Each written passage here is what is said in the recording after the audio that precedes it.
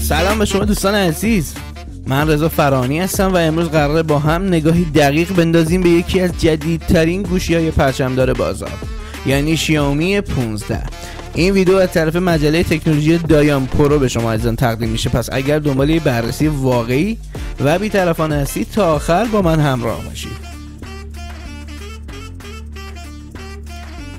خب اول از همه بریم سراغ طراحی. شیائومی 15 یک گوشی خوش‌دست و جمع و جوره که با ظاهر مینیمال و قاب فلزیش حس لوکس بودن رو منتقل میکنه. صفحه نمایش 6 و 36 اینچی اولد با روشنایی بالا و نرخ نوسازی 120 هرتز تجربه روان و چشم نواز رو برای کاربر فراهم میکنه. رنگ‌ها زنده‌اند، وضوح عالیه و حتی زیر نور مستقیم خورشید هم عملکرد خوبی از خودش نشون میده. اما چیزی که واقعا توجه منو جلب کرد دوربین‌های این گوشی بود. همکاری با کمپانی لایکا باعث شده عکس‌ها عمق و وضوح خاصی داشته باشن.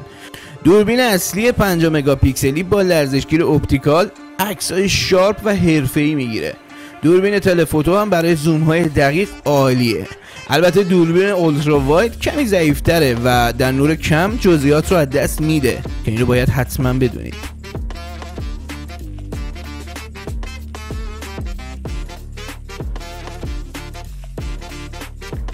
از نظر سخت افزاری شیائومی 15 مجهز شده به چیپست قدرتمند اسنپ دراگون 8 جن 3 الیت که اجرای بازی‌ها و اپلیکیشن‌های سنگین رو بدون مشکل انجام میده. حافظه داخلی 256 یا 512 گیگابایت و رم 12 گیگابایت هم خیال شما رو از بابت سرعت و فضای ذخیره‌سازی راحت میکنه. باتری 5240 میلی آمپری واقعا عملکرد خوبی داره. با استفاده معمولی یک روز کامل رو راحت دوام میاره. شارژ سریع 90 وات هم هست، ولی یه نکته منفی این که برای رسیدن به اون سرعت باید از شارژر اختصاصی شیائومی استفاده کنید، وگرنه سرعت شارژ کمتر میشه.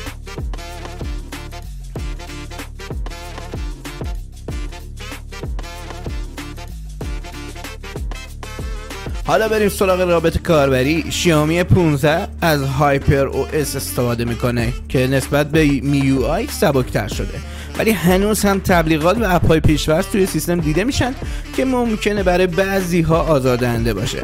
امیدوارم در آپدیت‌های بعدی این مشکل هم برطرف بشه.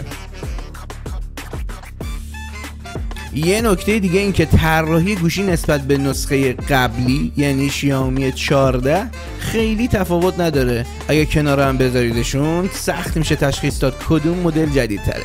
این شاید برای کسانی که دنبال تغییر ظاهری مخصوص هستن یه نکته منفی محسوب بشه. در مجموع شیائومی 15 یه گوشی قدرتمند، خوش ساخت و جمع جوره که برای کسایی که دنبال یه پرچمدار قابل اعتماد هستن گزینه بسیار خوبیه. اگر رابط کاربری ساده تر و طراحی متفاوت تری داشت میتونست حتی بیشتر بدرخشه. در آخر ممنونم اینکه تا اینجا همراه من بودید. اگه این ویدیو براتون مفید بود حتما لایک کنید، کامنت بذارید و کانال رو دنبال کنید تا از بررسی‌های بعدی جا نمونید. من رضا فرانی هستم و تا ویدیو بعدی بدرود.